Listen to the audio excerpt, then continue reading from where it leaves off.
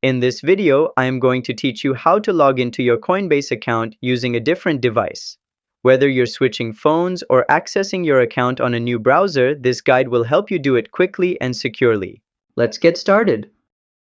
First, open the Coinbase application on the new device. Make sure you've downloaded the official app from the App Store or Google Play. Then, click Sign In at the top right corner of the screen. This will take you to the account login page.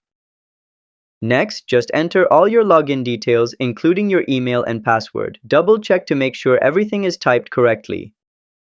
After that, click Continue to proceed. Coinbase will now begin verifying your identity. Then, the app may require you to add or confirm a passkey. Just click on it to proceed with biometric or device-based verification. And that's how you log into Coinbase on another device. If this tutorial helped, give it a like and subscribe to How to Tutor for more step-by-step tech guides. See you next time!